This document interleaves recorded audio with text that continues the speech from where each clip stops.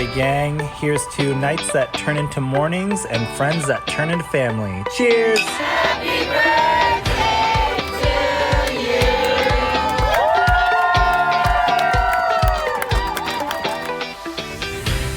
Hello, and welcome to the Friendship IRL podcast. I'm your host, Alex Alexander. My friends, they would tell you I like to ask the hard questions. You know who I am in the group. I'm the person that's saying, okay, I'm going to ask this question, but don't feel like you have to answer it. And now I can be that friend for you too.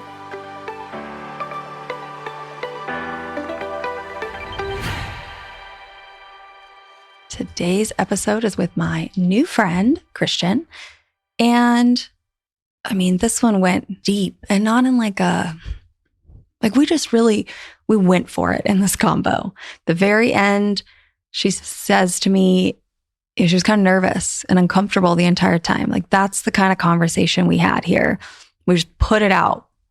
We talked about the real feelings, the shame that comes with friendships, the uncertainty, the fact that the world doesn't really prepare us for this. I love this conversation because it's just like, it's so real. It really brings to light feelings that I think we're all having, but nobody is really voicing or saying out loud. So I hope that you also feel like maybe you're not alone when you listen to the two of us talk in this episode, that other people do have these feelings too. With that, let's get to the episode. Hello. Hi, Kristian. How are you? I'm good. How are you? I'm good. I'm excited that you're here. And you know what? What we're going to talk about today, I think, is a very, very relatable topic for a lot of people, which is kind of that like mid-late 20s shift in friendships. What even is a friend as an adult? Because I do think that it's very different, feels different. Yeah, I actually don't even know. I'm in a place where I'm discovering what that means. And I remember when we spoke, actually, I don't remember if I said this when we spoke, but I think I realized that I don't know how to be a friend. And when I say that, it doesn't mean that I'm like necessarily the worst person out there, like the worst friend. But by that, I mean, I don't think I know what kind of friend I want to be quite yet. Or maybe I do and don't know how to tap into that fully, and I'm working towards that, but it's honestly been a lot. It's been overwhelming, and that's why I literally typed in friendship on Apple Podcasts. I don't know if I told you that. You didn't. I love that because I've heard from a few people now who have done that, and that is just like, it's wild. That's so cool that people are finding it that way. Yeah, the SEO is SEOing. So perfect. That's what I like to hear. But I think that what you're saying is very real. People are going to listen to this like, yes, because we're not taught to reflect on what kind of friend we want to be. And a lot of people don't have great examples. Their parents, their elders, their people, like, they haven't tapped into their social wellness. They haven't considered that. So it's not like they're modeling certain behaviors that you can even look at. So I think we get to this mid-20s stage where friendships aren't based so much on proximity anymore, where we don't see our friends every day. And people just like don't know what this looks like anymore. And I think you're right. I think you do have to reflect and kind of decide, like, what kind of friend are you? Like, what are you bringing to the friendships? What kind of people do you need to surround yourself with for this like new stage of life? Yeah, because I found myself becoming like extremely burnt out. I am now a reformed, super nice girl. No longer doing it. Sorry, can't. It's exhausting. Let me just. So now I just want to focus on being kind instead of being nice, because I feel like people who are nice kind of don't have boundaries. That's a blanket statement. Obviously, there's nuance and everything. But no, I think you're hitting on some stuff there. In short, I would say growing up, I grew up in a predominantly Black space for a few years, and I had my whole community and everything. Mhm. I could relate to them, all that great stuff. And then we moved into a non-predominantly Black space, and I was not the majority at all. I was the minority by a lot. And so I couldn't relate to anyone. People didn't seem to like me, not because of me, but because of how I looked, because of I was different. And so I was just very, like a very lonely kid, I Mhm. would say. And once I went to school, college, I mean, I think I have become very like hardened on the outside because of the experiences that I had just in the home and in school as well. I was just very inward. And so when I met my friend group in college, I was kind of like a B word. And they were like, well, girl, we don't like that. Fix that. That's not cute. And so it's like, okay, well, in order to like have friends and keep people from leaving me, I have to be like so nice. Mm. And so that's kind of just what I thought. And that allowed, in my opinion, people to walk over me and different situations to not be actually genuine, I feel, because you're not really being yourself. It's kind of like a trauma response in a way. And of course, there's people who are just naturally so freaking nice and that's just who they are and everything. But I know that I was doing it to hold on to people who I felt I really wanted to keep close. And with that being said, I don't really feel like I was really opening up. I wasn't vulnerable. It wasn't really a give and the take type of relationships that I Yeah. was forming. And so over time, I found myself still feeling extremely lonely. Yep. Why do I have these friends if I don't feel like supported or less alone or, and I was just like, is this it? Like, is this what life is? Because everyone on social media seems to be like having the time of their lives with their girls, with their gal pals, and their, I don't know what to call it for guys, but whatever, with their friends. Mhm. And that just was not my experience for the longest. And even still, it's like a growing space for me. But I would say a few years ago, maybe like 2 or 3, is when I was like, yeah, no, I don't like this. So I started to just do some inner discovery. Like, okay, I literally only cry alone. I don't tell anyone my feelings. I lash out because I don't feel like I have anywhere to turn once I'm like so fed up with all my feelings. Yeah. And people are mad at me for it, but then they're not there for me. They expect me to be there for them, but they're not checking in on me. Like, what the F? So I think that phase of my life kind of steered me in a new direction. And that's where I'm at now. I'm really curious, and you're not going to know the answer, but I'm just curious what like your gut reaction to this question is. Do you think the people you were friends with were also putting up a front, acting a certain way, or do you think they were really being themselves? I feel like it might be half and half. Okay. Like one of the girls from college, we aren't like super close as much because we had just like some difficulties with our relationship, but we still remain in contact and cordial and like in a positive space. Yeah.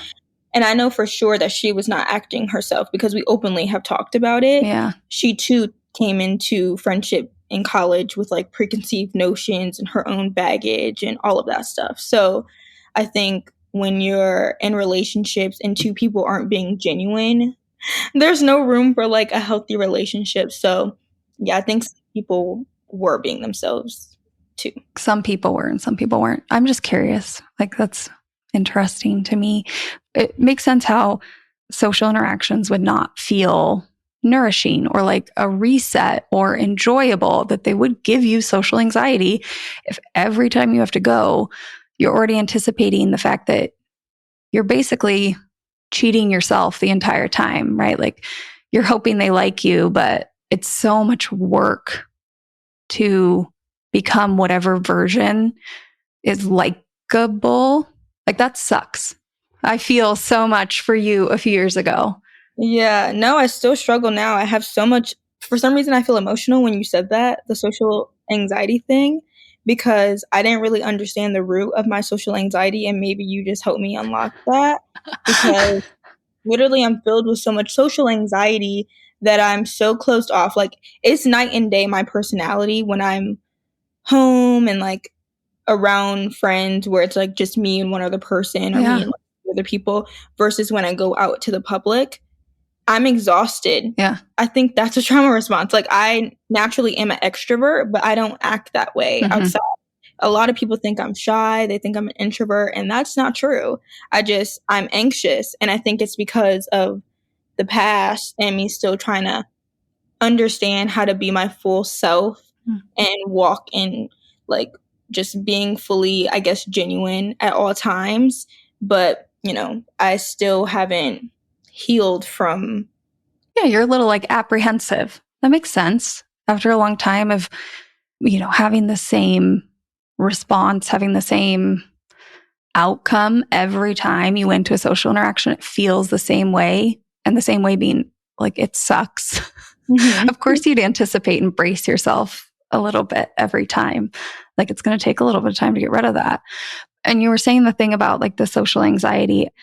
I don't know where I heard this, and it wasn't related to friendship, but most of the thoughts I have about friendship come from somewhere else. But basically, it was talking about how the societal messages around friends are put your best foot forward, give a great first impression, right? Like all these things, you know, the first 7 seconds are going to set the tone for your friendship forever kind of thing. Like, it's kind of this be the best you. And I kind of think it's BS. And by kind of, I mean, I totally think it's BS. Part of me is like, show up as the weirdest you. No, literally. Show up as the most unique you. Show up as the having a bad day you. Show up in your sweatpants. Show up where you haven't done your hair in longer than you should have waited. Like, show up a mess a little bit, because then they're getting a real taste of the real you. And that's what we all want in friendships. And the other thing that I think is interesting is I think that we love our friends, like the people we really care about, are because over an extended period of time, we've seen they're messy. Exactly. We've seen what makes them unique. And although maybe it makes us cringe a little bit sometimes, we also love them for it because it's them. So if we think about it that way, then we turn around and we think about how we're trying to push ourselves in this put your best foot forward box. Like, that makes no sense, because the things that people love about us aren't that. So why do we keep doing that to ourselves? Yeah, I definitely would agree. I feel like my closest friends are the ones who are like, we're super weird. I just woke up and we're on FaceTime, like super close to the camera, or we're hanging out and we're not even doing anything. We're just breathing with each other because we're both in a space where we just need to be around someone. Yeah. You know, like the real stuff, the real life things. I feel like those are ways of genuinely connecting with someone. And so that's what I look for now. And yeah, it just takes a little bit of time for me to get there at the moment. Which I think is totally understandable. I don't think you should beat yourself up about that. And hopefully, little by little, you know, you'll chip away from it. You're like radar for that moment where you're like, wow, they're really weird. This might be kind of interesting. Like, that becomes, you know, your marker instead of just taking the first impression always. Like, I think it takes time for all this stuff, even though, like, sometimes I say, I think a lot of adults have forgotten that our people were once just people. They were just people that walked down the hall. We knew nothing about them. They didn't evoke any memories or feelings or thoughts. We just met them. We said hi. We learned some things about them. And slowly over time, we started to care about them as humans. So, like, skipping forward to that part where they're our closest people isn't going to happen. And I think a lot of adults want that right off the bat. But the reason we have that is because of all those moments where we like sat on FaceTime breathing. No, literally. That's what it is. You know, we sat waiting for a car's oil change, or we got lost somewhere and felt dumb and just had to laugh about it. Whatever those things are. Where do I break into that? We just covered so many things at rapid fire. But what I want to drop in and say is this whole thing is a process. So when we're talking about the social anxiety and how much, like, it makes sense that you would have social anxiety when you are already bracing yourself for all the moments where you don't feel authentic, where you're being judged. Unraveling that is a process.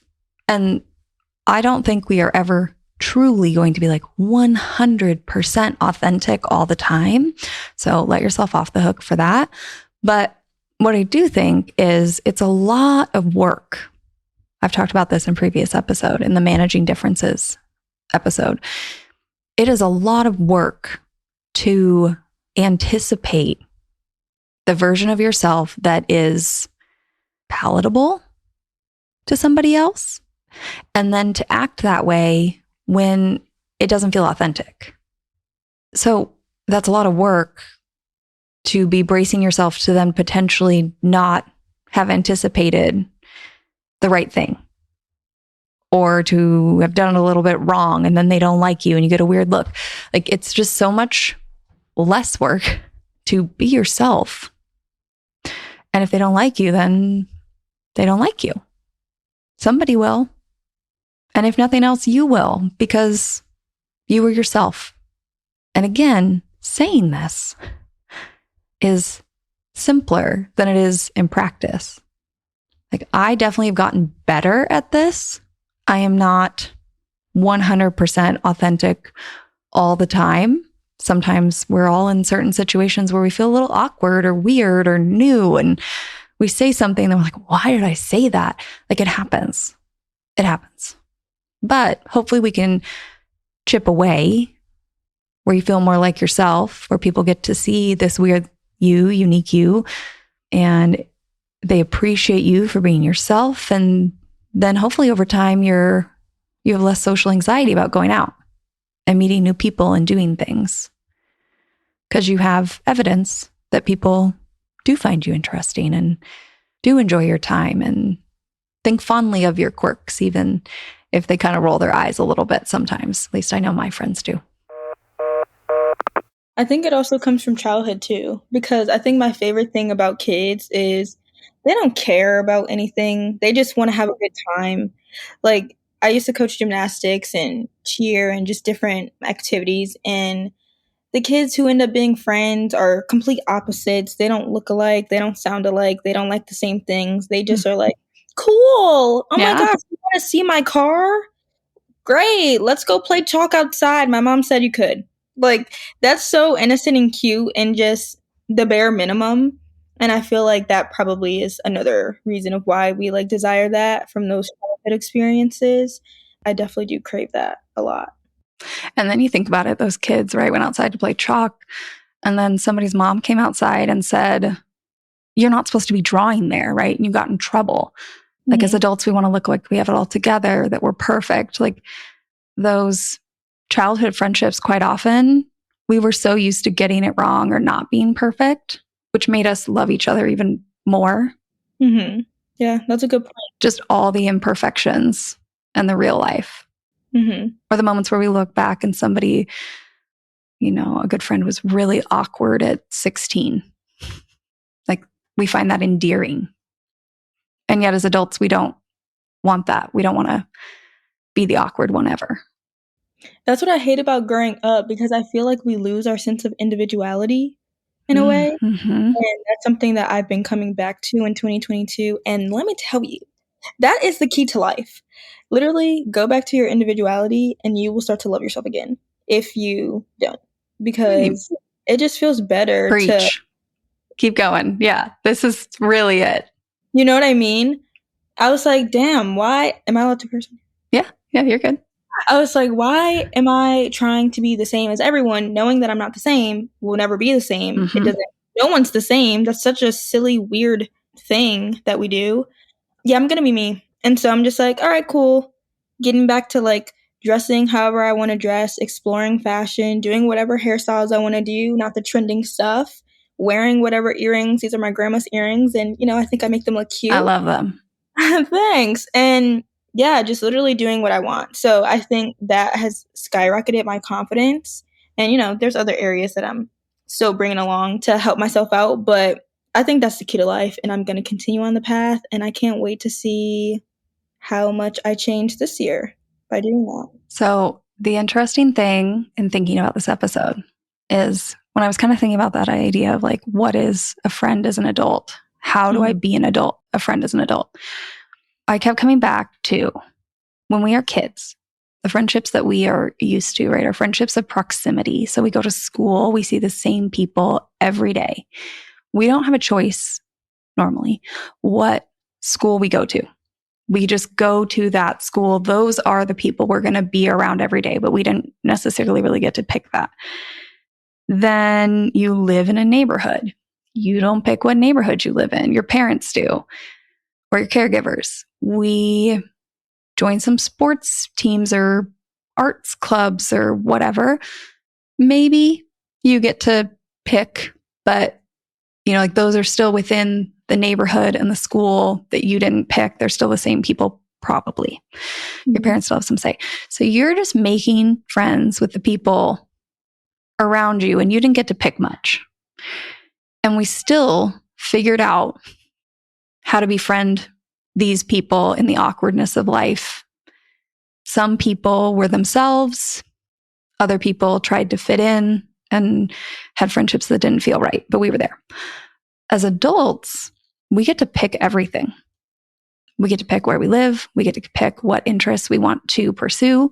We get to decide if we're going to join a gymnastics gym in our town or one 3 towns over. We get to decide whether we want to join the gymnastics gym or a chess club or both. We get to pick where we're going and what we're doing. And I think as adults, we get really overwhelmed with that. And we forget that we can pick the people we're surrounding ourselves with. So if you combine the ability to pick the people we're surrounding ourselves with people who share our interests and values and are in communities that we feel connected to, and then you remember this individuality piece, you have more control over your friendships as an adult than you ever have in your life. And yet that is not the message we're sold. All the societal messages tell us it's harder, that these friendships aren't as easy to make, aren't as easy to keep, they're rare, all that kind of stuff. It's like taking away our power. Yeah, that's weird when you put it like that. I guess I never thought about it like that. So to tie that together, I think a big piece of making friends as an adult is deciding what you're saying, who you are. What do you care about? What makes you unique? What can you bring to the group? What ways can you help other people? What ways do you need other people to show up for you? You get to choose all these things and then put yourself in the places where those people might be. And if we can actually do that and take control of our situation, I think we're better set up than we've ever been. And yet that's not what we're told until now, until I'm saying it. That's the way we need to rethink all this, because I really do think it can be better. No, literally. Reframing is probably the best tool on earth that I've learned, at least. That's just what you explained, in my opinion. Yeah. A reframing tool. And I think that goes back to the individuality, how you wrap them together. It's just all reframing. Oh, God, I hate this. I hate that. Okay, well, girl, what are you going to do about it? Because are you just going to just keep hating it your whole life? There's so much life to live. And I'm going to enjoy mine personally. So, yeah, I think with that in mind, being able to have so much autonomy over your life, your decisions, how your circle of friends look, how you show up in that circle of friends is information that needs to be in school or something. I couldn't agree more. A baby adult class. Okay, great, you graduated college. Now let's enroll into the class of life or something. And so I'm just thankful that I found your podcast, because every time I listen to an episode, I feel like I get some sort of it's self-soothing almost. I'm not weird. I probably am, but that's what makes us great. Yes. normal. Like, this is a normal feeling. Other people have felt this. Great. But then you don't just stop there. You also say, like, okay, now if you want to be here instead of there, like, this is how you can practically work towards that. Mm-hmm. And of course, not everything works for everybody, but I feel like the way that you go about sharing information is very, like, you can put your own individuality into it. I do. Yeah. I mean, that's exactly what I'm trying to do here. Well, great job, because you're doing it. Yeah. It's just like give some options. Yes, options. And ideas, and people can go try them, and they're not all going to work because we're all unique and different and individual. So I'm not going to know what works for you versus works for someone else versus me. Shoot, I'm not even going to know what works for me 5 years from now or 10 years from now. Like, I think that there's a basic toolkit here of all these reframes, and then actually spending the time to be intentional about where you're putting your energy with these relationships. And then what works for you as far as finding ways to be consistent, or the ways you like to spend time with people, the things you like to do together, the topics you talk about. And then once you kind of figure that out, you have your individual plan of sorts where you can keep tweaking what you're doing, adding new people, letting people go, approaching it in a new way. But if we're not taught, which we're not, to think about it this way, you get to your mid-20s, low 20s, you graduate college, whatever, where proximity, you can't rely on that anymore, and you don't have this toolkit. Yeah. So you're just out there floating around, feeling real lost. And thinking that people are going to come to you. Mm-hmm. Literally, I would say 2022 seems like so many years because of how many changes I was going through. I believe at the end of 2021, hopefully he doesn't ever hear this, but I broke up with my ex, and I think that was the start of when I'm not liking how things are going for me. Time to, like, revamp. And I like how you said the word tweaking. I'm going to start reframing, like, friendship losses in that way, because ever since, like, 2021 into 2022, I've been just developing and nurturing connection. And that's just what I've been doing generally. I haven't been trying to put so many label on, like, you're my friend, or you're my friend, or you're my friend, or no, you're my close friend. I've just been trying to try my best to kind of peel back from that and just build connections and just see what feels right and kind of just go from there. And there hit a point where I was, like, losing friends, whether it was, like, the newer friends or, like, the newer connections, or, like, older friends who I've been friends with for, like, 10 plus years. And I was like, what the heck is going on? I thought I was trying to build connections, but here I am losing connections. And it was, like, for a span of 6 months in 2022. And so that really got me, like, down and almost, like, a little bit depressed. And I remember telling my friend Andrea, like, hey, like, is something wrong with me? Or, like, am I just not a good person? I feel emotional again. I feel for you because this is such a real experience. No, literally. I have felt this. Everybody feels this. Yeah. And it's like, it felt so embarrassing. And I was sharing about it on my social media, like my one where I create content and get a little bit more personal, and just literally feeling desperate almost for tips, or, like, asking people who are older than me, like, have you ever felt this? And then when you get people say, no, I've been friends with the same friends for my whole life, then the shame starts. Oh, yeah. And so not only was I sad, but I was feeling so ashamed that I was losing people. And it all started with me, like, setting more boundaries and, like, making that shift from being a nice girl to, like, no, I'm going to choose kindness instead. And people not really driving well with that. But, I don't know, at times you'll have deep connections with people and they say that they support you, but then when you start being healthier for yourself, sometimes they can switch up because they're not used to that, or they don't like that version of you. And that pain is, like, at least for me, I don't know about for other people, but that is painful in my opinion, because it's like, dang, girl, you don't want to see me thrive? We can't stay connected and us both thrive. So I haven't known what to do with those feelings and those emotions. And I think I've just been in a grieving state for a while. But now I'm ready to kind of move forward. But I'm still like, okay, I don't want to just push away the emotions because I should deal with them. I just don't know how. So it's been a lot. The interesting part, I mean, you said so many good things in there. You were talking about that 2022 felt like a lot of years in 1 year, probably because it sounds like you were a lot of versions of yourself. You were tweaking yourself. Right. You were growing. You were changing. You were letting things go and adding here and there. And when we do that, our friendships are impacted. Mm-hmm. So a lot of people get really upset because a friend that they thought was quote unquote their friend, just like blanket, they're my friend, should want that, right? But we forget that when we change and become different versions of ourselves, it impacts our friends, the ways that we spend time with them. So for example, if somebody stops drinking and the main way you hung out with your friend was you went out on Saturday nights, you may not want to do that anymore. And now they don't have a person to go out to the bars on Saturday nights. That impacted their life. Now, I'm not saying they shouldn't be supportive, but it's like an interesting thing because I think that tweaking comes in of instead of holistically being like, they're my friend, we can look at it and be like, okay, well, if the only way, quote unquote, that they were my friend is that we went out on Saturdays and I don't want to do that anymore, we either need to find new ways to spend time together or I have to let this go. You know, if they work in the same field as me and I just got a promotion and they didn't, society tells us, right, like they should be happy for us.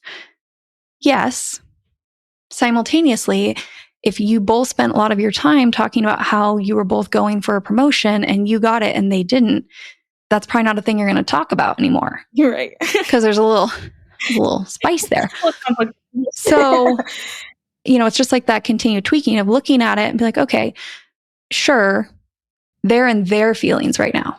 It might take them a while to come and tell me that they're happy for me. But you know what?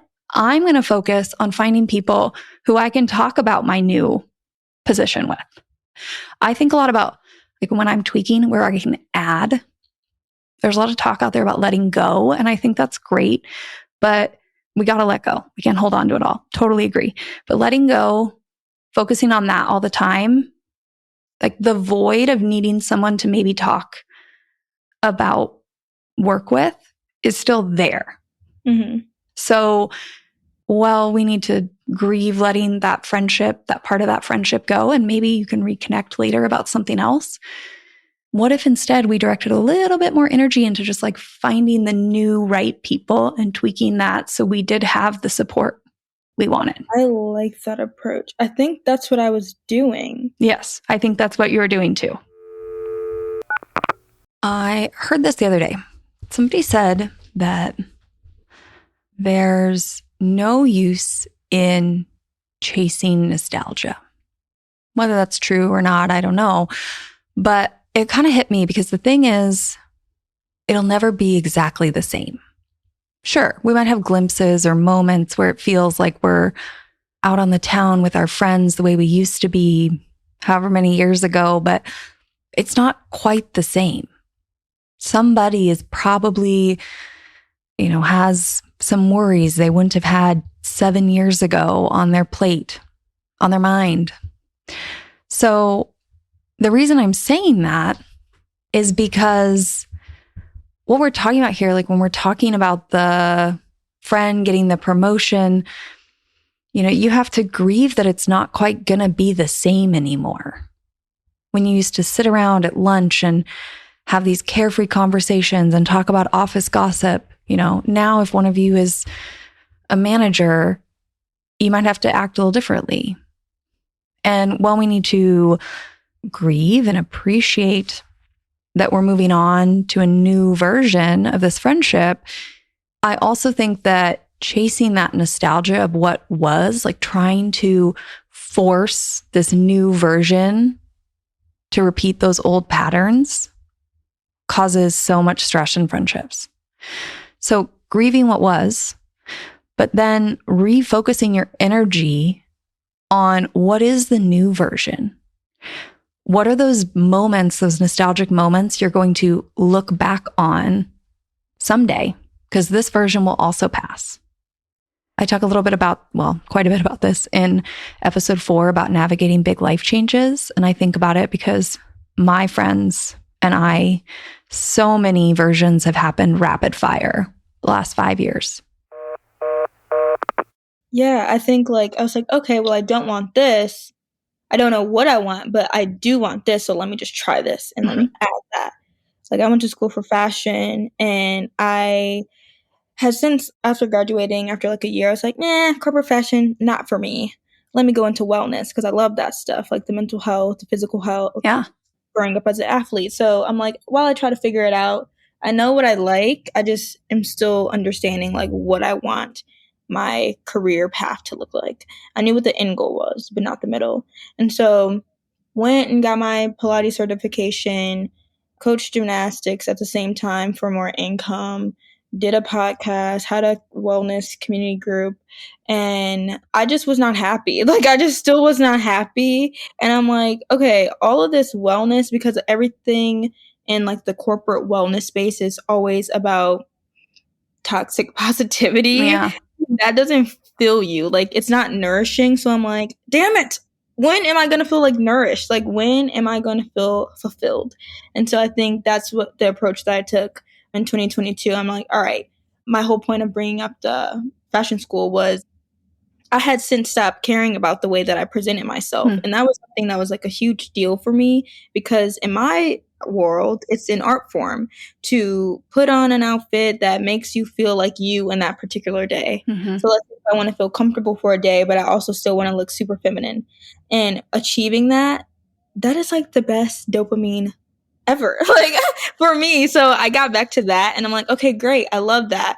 But I don't feel like my style is fully there. Let me keep exploring. Okay, what do I like? Okay, now I'm adding that.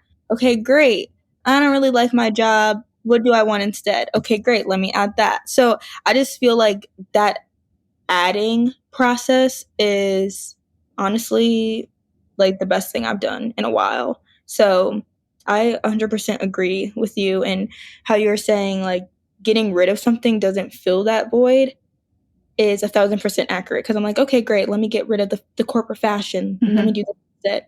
No, girl, I'm still feeling unfulfilled. So yeah, I think finding that balance or trying to understand that toolkit, as you put it, it's a trial and error thing. Oh, it's definitely a trial and error thing, because again, everybody's toolkit, although might have some of the same categories, maybe it's a good way to put it, the categories are the same. But what the tools are in the categories are going to be individual. And the way we all do it is individual. So I guess that's what I'm trying to do, is like offer up the categories and offer up some examples of the tools you might choose, but they may or may not work. And that's kind of the point of this podcast too, is that I am only me. I'm only one person. I am not some expert guru. I don't know it all, but I do love this enough to have conversations where I can talk to people and they might say their tools that I've never thought of. Like, I live in my own world perspective as much as I try to see everyone else's. Like, that's impossible. I am well aware I don't know it all. Then we talk about these things and people get their own tools and build their own toolkit, and they try things and they work or they don't and they switch again. The same exact way that you are talking about getting dressed and approaching your closet, moving through finding careers that feel right. Even the same with like the friendships piece. Like, what relationships feel nurturing right now might not a year from now, or only a part of them feels nourishing. The part you connect on fashion, but you've moved on in career and they haven't. And like, that piece maybe shouldn't be the focus of all your conversations anymore.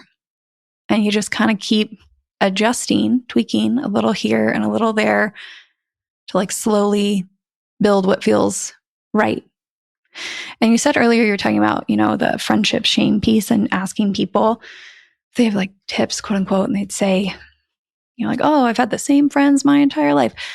This just goes to show how little thought and conversation there is out there about these friendships, because if I dug a little deeper with those people, I would bet you they would say something like, yeah, I've been friends with these people for a long time. And at certain points, I felt really close to these people. And at other points, I felt really disconnected. And our friendship looks so much different than it did 10 years ago, and it did 20 years ago, and it did 30 years ago. It's not this stagnant line like, oh, I've just had them my whole life. I just found these friends and I've kept them. It does not feel the same on the inside. It does not. All these friendships go like up and down, but no one wants to admit it. Ooh, that was all the thoughts, all the feelings on friendship, the good, the bad, the highs, the lows. And I'm here to tell you that this is only part 1 of this episode. There is a second half, and I split it because 1, it would have been a really long episode, but 2, I think there's such a great transition. The first half that we just listened to, I feel like really talks about kind of our internal feelings, what this feels like. The second half, we have a lot of conversations about what that actually looks like in the world, like how to handle it when these changes happen, when we are having to tweak and change our friendships. Like, what are we doing to move through the world with all these feelings? She asked some really great questions that I would bet a lot of money a lot of you have as well. So check back in next week for part 2. Thank you for listening to this episode of Friendship IRL. I am so honored to have these conversations with you, but don't let the chat die here. Send me a voice message. I created a special website just to chat with you. You can find it at alex.chat. You can also find me on Instagram. My handle at it's Alex Alexander, or go ahead and leave a review wherever you prefer to listen to podcasts. Now, if you want to take this conversation a step further, send this episode to a friend. Tell them you found it interesting, and use what we just talked about as a conversation starter the next time you and your friend hang out. No need for a teary goodbye. I'll be back with a new episode next week.